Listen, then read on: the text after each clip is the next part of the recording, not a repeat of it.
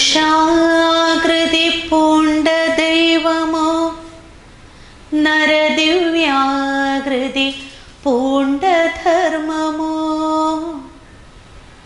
പരമേശ പവിത്രപുത്രനോ കരുണാവാൻ നബി മുത്തുരത്നമോ പുരുഷാകൃതി പൂണ്ട ദൈവമോ ദൈവം പുരുഷാകൃതി പൂണ്ട് വന്നതാണോ? ഈശ്വരൻ അതാത് കാലഘട്ടത്തില് ഓരോരോ കാര്യനിർവഹണത്തിനായി പല വിധത്തില് അവതരിക്കുന്നുണ്ട്. ആ പലവിധമായി അവതരിച്ച ശ്രേഷ്ഠമായ മഹത് വ്യക്തിത്വങ്ങളെയാണ് ഈ അനുകമ്പാശാലികളായിട്ട് ഗുരു ഇവിടെ പ്രകീർത്തിക്കുന്നത്, വാഴ്ത്തുന്നത്. നമ്മളത് കണ്ടു കഴിഞ്ഞു. അപ്പം ഇവിടെയും പറയാണ് പുരുഷാകൃതി പൂണ്ട ദൈവമോ. നാരായണ മഹർഷി എന്ന് പറയുന്ന നരനാരായണ സങ്കല്പം, നരനാരായണന്മാരായിട്ട് അവതരിച്ച സങ്കല്പം നമുക്കറിയാം. ഈ നരനാരായണനിലെ നാരായണ ഋഷിയെയാണ് ഇവിടെ ഗുരു പുരുഷാകൃതി പൂണ്ട ദൈവമായിട്ട് ചിത്രീകരിച്ചിരിക്കുന്നത് എന്നാണ് വിവക്ഷ. സന്യാസധർമ്മത്തെ യഥാവിധി പരിചയപ്പെടുത്തി ആ സന്യാസത്തെയും സന്യാസധർമ്മത്തെയും ഊട്ടി ഉറപ്പിക്കുന്നതിന് വേണ്ടി അവതരിച്ച ബദര്യാശ്രമത്തിൽ കുടികൊള്ളുന്ന ശ്രീമൻ നാരായണ മഹർഷിയാണോ ഈ അനുകമ്പയാണ്ടവൻ? പിന്നെ ചോദിക്കുകയാണ്, നരദിവ്യാകൃതി പൂണ്ട ധർമ്മമോ. നരദിവ്യത്തിൻ്റെ ആകൃതി എല്ലാവിധമായിരിക്കുന്ന ഒരു മനുഷ്യൻ്റെ വ്യക്തിത്വത്തിൻ്റെ പൂർത്തീകരണത്തിന് ഏതേത് ഗുണങ്ങളൊക്കെ അടങ്ങിയ ഒരു വ്യക്തിയാണോ ചേരുക, അങ്ങനെ നരരൂപത്തിൽ അവതരിച്ച ധർമ്മമാണോ? ഒരുപക്ഷെ ശ്രീരാമദേവനെയാണ് ഗുരു ഇവിടെ വിവക്ഷിച്ചിരിക്കുന്നത് എന്ന് മനസ്സിലാക്കാം. സകല ഗുണങ്ങളും തികഞ്ഞ സകലോത്തമനായിരിക്കുന്ന ഒരു മര്യാദ പുരുഷൻ ഈ ലോകത്ത് ജീവിച്ചിരിപ്പുണ്ടോ എന്ന നാരദരുടെ ചോദ്യത്തിന് ബ്രഹ്മാവ് ഉത്തരം നൽകിയതാണ്. അങ്ങനെ ഒരാളുണ്ട്. അയോധ്യയിലെ രാജ്യം ഭരിക്കുന്ന രാമൻ, ശ്രീരാമചന്ദ്രൻ, ഇങ്ങനെയുള്ള ഒരുപാട് മര്യാദകൾ, ഒരുപാട് ഗുണങ്ങൾ ചേർന്ന ഒരു നല്ല വ്യക്തിത്വത്തിൻ്റെ ഉടയവനാണ് എന്ന് പരിചയപ്പെടുത്തി കൊടുത്തപ്പോഴാണ് ആ സകല ഗുണകല്യാണനിധിയായിട്ടുള്ള ശ്രീരാമചന്ദ്രനെ അവതരിപ്പിച്ചുകൊണ്ട് ആ വ്യക്തിത്വ മാഹാത്മ്യത്തെ പരിചയപ്പെടുത്തുന്ന ഭാരതത്തിൻ്റെ ഇതിഹാസമായ ആദികാവ്യമായ രാമായണം ഉണ്ടായത്. ആദികാവ്യമാണ് രാമായണം. ആദ്യമായിട്ട് നമ്മുടെ നാട്ടിൽ ഛന്ദോബദ്ധമായിട്ട് വൃത്തങ്ങളൊക്കെ ശരിയാം വിധം എല്ലാ കവിതയുടെ എല്ലാ നിയമങ്ങളും മാനിച്ചുകൊണ്ട് എല്ലാ നിയമങ്ങളെയും നടപ്പാക്കിക്കൊണ്ട് എഴുതിയ രചനയായതുകൊണ്ടാണ് രാമായണത്തെ ആദികാവ്യമായും അതെഴുതിയ വാൽമീകി മഹർഷിയെ ആദി കവിയായിട്ടും പറയുന്നത്. കാവ്യം, ലക്ഷണമൊത്ത കാവ്യമായിട്ട് അന്നാണ് രാമായണമാണ് എഴുതി തുടങ്ങിയത്. ഈ രാമായണത്തിലെ കേന്ദ്ര കഥാപാത്രമാണ് രാമൻ. രാമൻ എന്ന് പറയുമ്പോൾ നമുക്കറിയാം, രമിപ്പിക്കുന്നതാണ് രാമൻ. ആത്മാവിനെ രമിപ്പിക്കുന്നത്, ആത്മാവിലേക്ക് നമ്മളെ രമിപ്പിക്കുന്നത്, കൊണ്ടുപോകുന്നത്, ആകർഷിപ്പിക്കുമ്പോൾ അത് ആത്മാരാമനായിട്ട് മാറുന്നു. അപ്പം രാമായണത്തിലെ രാമൻ നമ്മിലെ തന്നെ രാമനായിട്ട് മാറുന്ന ഒരു കാഴ്ച നമുക്ക് കാണാൻ കഴിയും. ആ ഒരു രാമനാണോ ധർമ്മത്തിൻ്റെ പൂർത്തീകരണത്തിന് വേണ്ടി അവതരിച്ച, സകല നന്മകളെയും സകല മാതൃകകളെയും കാട്ടിക്കൊടുത്ത ആ രാമനാണോ ഈ അനുകമ്പയാണ്ടവൻ? പരമേശ പവിത്രപുത്രനോ? പരമേശൻ്റെ പവിത്രപുത്രൻ. നമുക്കറിയാം, യേശുദേവനെയാണ് ഇവിടെ വിവക്ഷിച്ചിരിക്കുന്നത്. പരിശുദ്ധാത്മാവിൻ്റെ പുത്രനായിരിക്കുന്ന യേശുദേവൻ.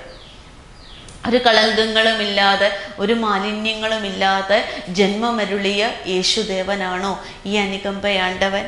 ഒന്നും അറിയാത്ത, ഒരു വിദ്യാഭ്യാസവും ഇല്ലാതെ ജീവിച്ച, ഗലീലിയോ തീരത്ത് ജീവിച്ച ആളുകളെ എല്ലാവിധത്തിൻ്റെയും വിദ്യയുടെ കേന്ദ്രമായ ആത്മീയതയിലേക്ക് കൊണ്ടുവരുവാനും ആത്മീയമായ ഉപദേശങ്ങളെ വളരെ ഏത് നിരക്ഷര കുക്ഷികളായ ആളുകൾക്ക് പോലും മനസ്സിലാകുന്ന രീതിയിൽ ദൈവിക വചനങ്ങളെ പരിചയപ്പെടുത്തി കൊടുത്തു എന്നുള്ളതാണ് യേശുദേവന്റെ ശ്രേഷ്ഠത. അതുകൊണ്ട് ബൈബിള് പോലുള്ള വിശുദ്ധ ഗ്രന്ഥങ്ങൾ വായിക്കുമ്പോൾ വായിക്കുന്ന ആർക്കും മനസ്സിലാകും. സങ്കീർണമായിരിക്കുന്ന ഒരു തത്വപ്രതിപാദനവും അതിലില്ല. കാരണം പറഞ്ഞ് കേൾക്കാനിരുന്നവര് സാധാരണക്കാരായ ആളുകളോടാണ്. വലയുമായി മീൻ പിടിക്കാൻ പോയ മുക്കുവ സമൂഹത്തോടാണ് അധികവും യേശു സംസാരിച്ചത്. ആ യേശുദേവൻ സംസാരിച്ചു. ഇവർക്ക് എങ്ങനെ സ്വർഗരാജ്യത്തെ നേടാം എന്നുള്ള കാര്യത്തെക്കുറിച്ച് യേശുദേവന് സംസാരിക്കേണ്ടി വന്നപ്പോൾ ആ ഗിരിപ്രഭാഷണങ്ങളിൽ അധികം തന്നെയും ഇവർക്ക് മനസ്സിലാകുന്ന ഭാഷ ഉപമകളും ഉദാഹരണങ്ങളുമാണ് എന്ന് മനസ്സിലാക്കിക്കൊണ്ടാണ് ഓരോ വചനങ്ങളും യേശു പരിചയപ്പെടുത്തി കൊടുത്തത്. അങ്ങനെ തികച്ചും സർവസാധാരണമായ ഒരു ഭാഷയിലൂടെ ദൈവിക സാന്നിധ്യത്തെ നിവേശിപ്പിച്ചു കൊടുക്കാൻ യേശുദേവനിൽ കുടികൊണ്ട് അനുകമ്പ കാരണമായി എന്നാണ് പറയുന്നത്.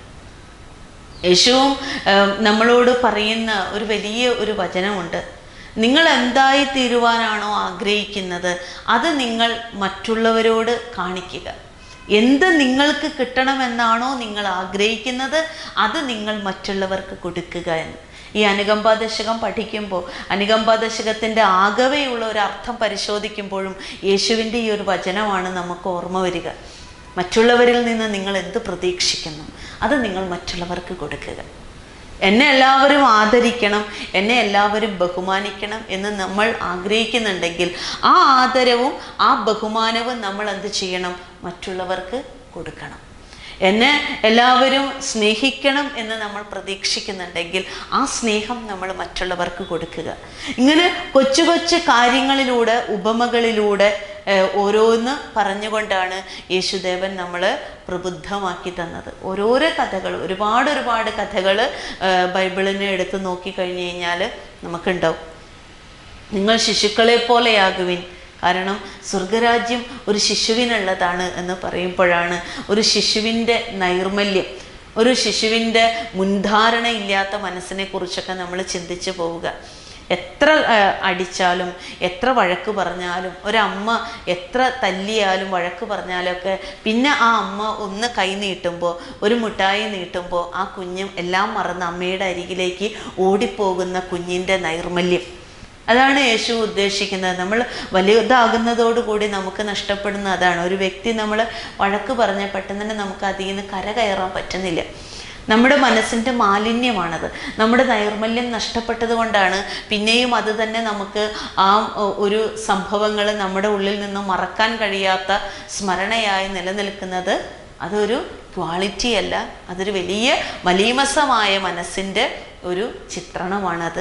അതുകൊണ്ടാണ് യേശുദേവൻ പറയുന്നത് കുട്ടികളെപ്പോലെയാകുവാൻ. ആ നിഷ്കളങ്കതയാണ് ജീവിതത്തിൽ എപ്പോഴും വേണ്ടത് എന്ന് പറഞ്ഞു തരികയാണ്. ആ പരമേശ പവിത്ര പുത്രനാണോ ഈ അനുകമ്പയാണ്ടവൻ? അപ്പോൾ നാരായണ ഋഷിയാണോ? ശ്രീരാമചന്ദ്ര ഭഗവാനാണോ? ശ്രീ യേശുദേവനാണോ? കരുണാവാൻ നബി മുത്തുരത്നമോ? കാരുണ്യത്തോട് കൂടിയിട്ട് കരുണയുടെ വേഷം കൊണ്ട് അവതരിച്ച മുഹമ്മദ് നബിയാണോ ഈ അനുകമ്പയാണ്ടവൻ? അനുകമ്പാദശകം എന്നൊരു കൃതി നമ്മൾ പഠിക്കുമ്പോൾ, അനുകമ്പാദശകം എന്ന കൃതി ഒരു മതസൗഹാർദ്ദത്തിന് യോജിച്ചൊരു കൃതി കൂടിയാണ്. സർവമതങ്ങളുടെ നായകന്മാരെയും ഗുരു ഒരു ലോഭവുമില്ലാതെ, ഒരു പിശുക്കുമില്ലാതെ ഗുരു ഇതിൽ പ്രകീർത്തിക്കുന്നുണ്ട്, ചിത്രീകരിക്കുന്നുണ്ട്. അത് ഗുരുവിൻ്റെ ഒരു മഹത്വമാണ്. നമ്മുടെ മഹത്വം ഏറുന്നതിനനുസരിച്ചാണ് നമ്മൾക്ക് മറ്റുള്ളവരെ വാഴ്ത്താനും അംഗീകരിക്കാനും തോന്നുന്നത്. ഒരു ഗുരുവിനെ അല്ലെങ്കിൽ ഒരു ആചാര്യനെ നമ്മൾ മഹത്വപ്പെടുത്തുമ്പോൾ നമുക്ക് സഹിക്കുന്നില്ല എങ്കിൽ നമ്മൾ ഒട്ടും തന്നെ മാനസികമായിട്ട് വളർന്നിട്ടില്ല എന്നാണ്. എൻ്റെ ഗുരു മാത്രം ശരി, എൻ്റെ ആചാര്യൻ മാത്രം ശരി, ബാക്കിയുള്ളതൊന്നും മനസ്സിലാക്കണ്ട, പഠിക്കണ്ട, അറിയണ്ട എന്ന് പറഞ്ഞ് മാറ്റിവെക്കുന്നത് കുടുസായ മനസ്സിൻ്റെ സ്വഭാവമാണ്. ആ സങ്കുചിതത്വം ഒട്ടും തന്നെ ശ്രീനാരായണ ഗുരുദേവനിൽ ഉണ്ടായിരുന്നില്ല. അതുകൊണ്ട് ശ്രീനാരായണ ഗുരുദേവനെ നമ്മൾ സ്നേഹിക്കുമ്പോൾ നമ്മളും ആർജിക്കുന്ന ആ സ്നേഹം യഥാർത്ഥമാണ് എങ്കിൽ, ഗുരുവിലുള്ള ഭക്തി യഥാർത്ഥമാണ് എങ്കിൽ, ഗുരു എങ്ങനെയാണോ നിലകൊണ്ടത് അതുപോലെ നമ്മളുമായിത്തീരും. ഒരു വിധത്തിലുള്ള വിഭാഗീയതയ്ക്കും അവിടെ സ്ഥാനമില്ല. അനുകമ്പാദശകം എന്ന കൃതി നമ്മൾ പഠിക്കുമ്പോഴും ഒരു വിഭാഗീയതകളും ഇല്ല. ഓരോ ഗുരുക്കന്മാരും സത്യസാക്ഷാത്കാരത്തിൻ്റെ പാതയിലേക്ക് ഓരോരോ വഴികൾ വെട്ടി തുറന്നിട്ടവരാണ്. ആ ഗുരുക്കന്മാരെ നമ്മൾ സ്വീകരിക്കുന്നിടത്താണ് നമ്മുടെ മനസ്സ് വിശാലമാകുന്നത്. ആ ഒരു വിശാലതയാണ് ഗുരു ഈ ഒരു പദ്യത്തിലൂടെയൊക്കെ കാണിച്ചു തരുന്നത്. കരുണാവാൻ നബി മുത്തുരത്നമോ. അനവധി പ്രവാചകന്മാർ ഇസ്ലാമിക സമൂഹത്തിൽ അവതരിച്ചിട്ടുണ്ട് എങ്കിലും അനുകമ്പയുടെ കാര്യത്തിൽ, കാരുണ്യത്തിൻ്റെ കാര്യത്തിൽ വേറിട്ട ഒരു പന്ഥാവ് ജനങ്ങൾക്കുള്ളിൽ സാക്ഷാത്കരിച്ചു കൊടുത്തതിൻ്റെ കാര്യത്തിൽ മുഹമ്മദ് നബി, ഈ അന്ത്യപ്രവാചകൻ, എന്നും വേറിട്ട് നിൽക്കുന്ന ഒരു വ്യക്തിത്വമാണ്. ഒരുപാട് അനാചാരങ്ങൾ ഇസ്ലാമിക സമൂഹത്തിൽ നിലനിന്നിരുന്ന ഒരുപാട് അനാചാരങ്ങൾ മാറ്റുകയും തൽസ്ഥാനത്ത് നല്ല ആചാരങ്ങളെ പുനഃപ്രതിഷ്ഠിക്കുവാനും ഈ അന്ത്യപ്രവാചകന് കഴിഞ്ഞു എന്നുള്ളതാണ് അതിനെ ശ്രേഷ്ഠമാക്കുന്നത്. അതുകൊണ്ട് ഗുരു ഇവിടെ ചോദിക്കുകയാണ്, ഈ കാരുണ്യമായ മുത്തുനബിയാണോ, ഈ മുത്തുരത്നമാണോ ഈ അനുകമ്പയേണ്ടത് എന്ന്. അപ്പോൾ അനവധി ചരിത്ര പുരുഷന്മാരെയും ഗുരുക്കന്മാരെയും ആചാര്യന്മാരെയും മഹർഷിമാരെയും സജ്ജനങ്ങളെയും സിദ്ധന്മാരെയും ഒക്കെ ഈ പദ്യങ്ങളിലൂടെ ഗുരു പരിചയപ്പെടുത്തി തരുന്നുണ്ട്. അപ്പോൾ ഇതൊക്കെ എന്തിനാണ് പറയുന്നത് എന്ന് വെച്ച് കഴിഞ്ഞാൽ, ശ്രേഷ്ഠരായ വ്യക്തികളെ ഒരു വിധത്തിലുള്ള ലേബലുകളും ഇല്ലാതെ ആരും സ്വീകരിക്കും എന്നുള്ളതാണ്.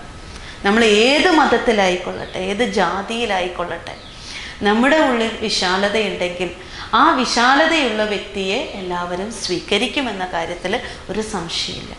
അതാണ് ശ്രീ ഗുരുദേവനെ എല്ലാവരും സ്വീകരിക്കാനായിട്ട് ഉള്ള ഒരു കാരണം. ഗുരു എല്ലാറ്റിനെയും ആശ്ലേഷിച്ചു, അതുകൊണ്ട് ഗുരുവിനെയും എല്ലാവരും ആശ്ലേഷിക്കുന്നു. ഇതാണ് 7ാമത്തെ പദ്യത്തിൻ്റെ ഒരു സാരം.